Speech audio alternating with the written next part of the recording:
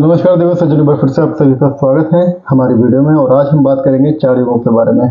बात कुछ ऐसी है कि कभी आपने सोचा है कि सतयुग, त्रेता, द्वापर और कलयुग आखिर होते क्या हैं? तो चलिए इसको मैं आपको सरल और आसान शब्दों में समझाता हूँ। हमारे हिंदू धर्म की मान्यताओं के अनुसार समय के 4 युग हैं, मतलब समय को 4 युगों में बांटा गया है। सबसे पहले आता है सतयुग, फिर त्रेता, फिर द्वापर और फिर अभी जो करंट हमारा चल रहा है ये है कलयुग। सबसे पहले बात करते हैं सतयुग की। इसे सबसे अच्छा और शांत युग माना जाता था। कहा जाता है कि इस समय के लोग ज़्यादा ईमानदार और धार्मिक हुआ करते थे। झूठ, धोखा, पाप जैसी चीज़ें बहुत कम थी या ना के बराबर थे। लोग अपने जीवन में सत्य और धर्म को काफ़ी महत्व देते थे। यानी अगर आसान भाषा में कहूँ तो सतयुग एक ऐसा समय माना जाता है जहाँ इंसान और समाज दोनों ही काफ़ी अच्छे थे, खुशहाल, सुखी और समृद्ध थे। इसके बाद आता है त्रेता युग, क्योंकि पहले सतयुग था, उसके बाद आया त्रेता युग।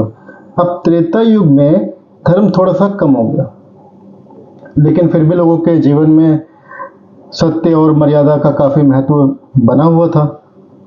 इसी युग में भगवान श्री राम का जन्म हुआ, मर्यादा पुरुषोत्तम श्री राम।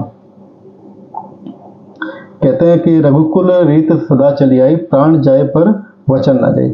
अब जो ये रघुकुल है, भगवान श्री राम के जो पिता थे वो थे राजा दशरथ, उनके पिता थे राजा अज, अब उनके भी पिता थे। ऐसे पर करते हुए जो सबसे पहले इनका जो वंश की शुरुआत हुई वो हुई थी रघु के द्वारा।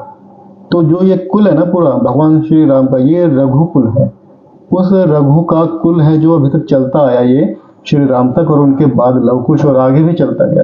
तो ये रघुकुल था। भगवान राम से जुड़ी रामायण इसी युग यानी कि त्रेता युग में बनी। वो पूरी रामायण भगवान श्री राम ने हमें मर्यादा सिखाई, सच्चाई सिखाई, अपने कर्तव्य को निभाना और मुश्किल समय में भी सही रास्ते पर चलने की सीख इसी युग में मिली है। इसी युग में श्री राम और रावण का युद्ध भी हुआ, जहां सत्य की विजय हुई असत्य पर, अधर्म पर। इसी से जुड़ा हुआ एक गाना भी है, वो इसी चैनल पे, हमारे चैनल पे पड़ा हुआ है। मैं लिंक दे दूंगा, आप जाके देखिएगा उस गाने को। काफ़ी अच्छा गाना है, रैप स्टाइल में बनाया हुआ है गाने को। फिर आता है द्वापर युग। इस समय तक धर्म और अधर्म के बीच का अंतर काफ़ी ज़्यादा बढ़ चुका था। इस युग की सबसे बड़ी घटना थी महाभारत का युद्ध। सभी जानते हैं महाभारत युद्ध को, कौरव और पांडवों के बीच हुआ था, जहां एक और केवल 5 भाई थे, वहीं एक और 100 भाई, 5 के बनाम 100। अब इसमें कई ऐसे महत्वपूर्ण जो किरदार थे, मैं उनका जिक्र जरूर करूँगा, क्योंकि बिना उनके जिक्र के ना महाभारत अधूरी सी लगती है। कर्ण, पांडवों के छठे भाई और सबसे बड़े ज्येष्ठ भ्राता कर्ण, कुंती पुत्र कर्ण। और एक थे एकलव्य। सबने सुना होगा एकलव्य के बारे में कि उन्होंने गुरु द्रोणाचार्य के पास जाकर अपनी शिक्षा, धनुर्विद्या ये सब सीखना चाहते थे उनसे, पर उन्होंने कहा कि मैं राजगुरु हूँ, मैं केवल एक राज्य के परिवार के सभी बच्चों को ही सिखा सकता हूँ, अन्य जो बाहर के बच्चे आते हैं मैं उनको नहीं सिखा सकता। तो एक एकलव्य थे। और इस पूरे महाभारत में जो इकलौता सबसे बड़ा धनुर्धर था, आप अगर आपको नाम पता है तो आप उसका नाम कमेंट करके बताइए, बाकी मैं आपको इसी वीडियो में बता देता हूँ कि वो कौन था। आज उनको हम लोग श्री खाटू श्याम के नाम से जानते हैं। असली नाम जो था उनका था बर्बरिक, घटोत्कच के बेटे और भीम के पोते बर्बरिक। ये अकेले इतने शक्तिशाली थे कि पूरी महाभारत को अकेले ही खत्म कर सकते थे। वो तो भगवान कृष्ण, हमारे छलिया भगवान, उन्होंने रोक लिया उनको रास्ते में और कहा कि, क्योंकि इनकी जो माता थी उन्होंने कहकर भेजा था कि बेटा तुम जाना और जो पक्ष कमजोर होगा उसकी तरफ से तुम युद्ध करना। अब माता को तो नहीं पता ना कि जो 5 पांडव है, माता ने यही सोच के भेजा था कि जो 5 पांडव होंगे वो कमजोर हो जाएंगे, और जो 100 भाई हैं, जाहिर सी बात है 100 लोगों से 5 लोग कैसे जीत पाएंगे। तो माता ने यही कहा कि जो पक्ष कमजोर होगा तुम उसकी तरफ से लड़ोगे।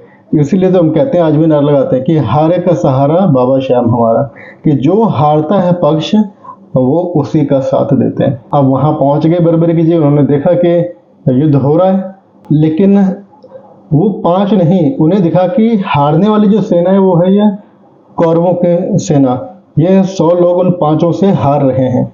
अब जैसा कि उन्होंने अपनी माता से वचन लेकर आए थे कि जो पक्ष हारेगा मैं उसी का साथ दूंगा। अब कृष्ण भगवान को पता था अगर ये आ गए कौरवों की तरफ फिर तो जीतना असंभव है, जीत ही नहीं सकते। भगवान अपने छल करेंगे तो भी जीतना बहुत मुश्किल हो जाएगा। तो इसीलिए भगवान कृष्ण ने एक साधु का रूप धारण किया और चले गए उनकी परीक्षा लेने के लिए। कि ये परीक्षा की कहानी ना थोड़ी सी मैं डिटेल में बताऊंगा, काफी अच्छी लगेगी, मैं अगली वीडियो में बताऊंगा। अभी हम आगे चलते हैं अपने युगों के ऊपर। तो अभी हम थे द्वापर युग में। तो इसी युग में महाभारत का युद्ध हुआ, भगवान श्री कृष्ण का जन्म भी हुआ।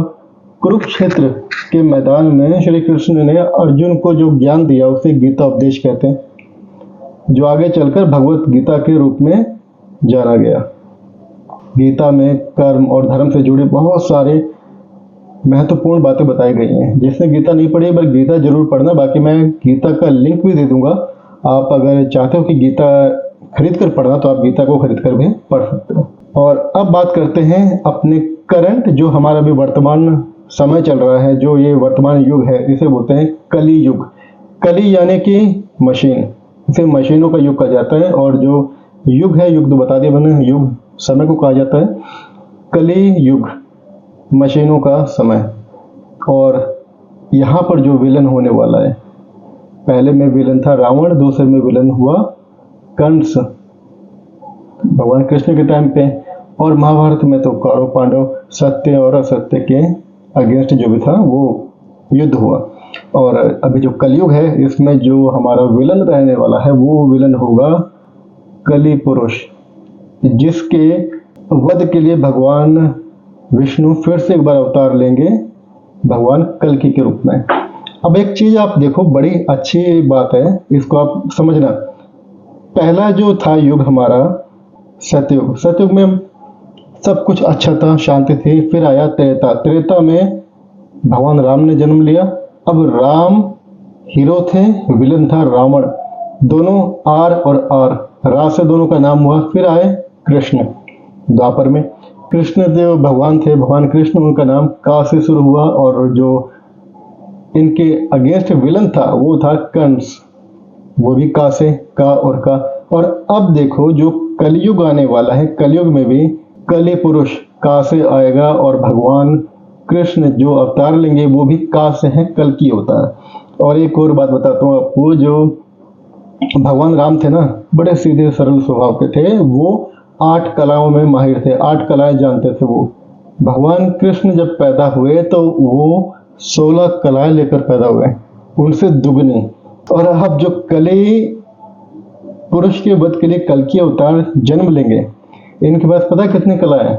अगर पता है आपको तो कमेंट करो, नहीं तो मैं बता देता हूँ। उनके पास 8 गुना ज्यादा कलाएं हैं, यानी 16, 16, 32, 32, 32, 64 कलाओं में वो माहिर हैं। अब आप सोचो कि भगवान राम 8 कलाओं में माहिर थे, साधारण थे, बिल्कुल साधारण मनुष्य थे। भगवान कृष्ण के पास 16 कलाएं थी, वो दिन में रात कर देते थे। सूरज को ढक दिया सुदर्शन चक्र से, अपने रात कर दिया, अदृश्य हो जाते थे। उनके पास एक से एक ऐसी जो कला थी जो आप इमेजिन कर सकते हो, अभी तक आप जानते हो वो सब थे। इनविजिबल होना, टेलीपोर्ट होना, यहीं बैठे बैठे कोई चीज को देख लेना, उसे बता देना, समय को भविष्य में आगे पीछे जा ले जाना। अब जो कली पुरुष के लिए कल के अवतार जन्म लेंगे, उनके पास 64 कलाएं हैं। अब आप सोचो उसमें क्या क्या है, हम सोच भी नहीं सकते। उसमें सब कुछ आ जाएगा, क्वांटम फिजिक्स के सारे नियम टूट जाएंगे, हो सकता है। और जो मल्टीवर्स का हमारे पास है, चल रहा है, वो हमें देखने को मिल सकता है। मतलब हम इमेजिन नहीं कर सकते क्या क्या है, वो सब कुछ जो वर्महोल है वो मिल जाएंगे हमें।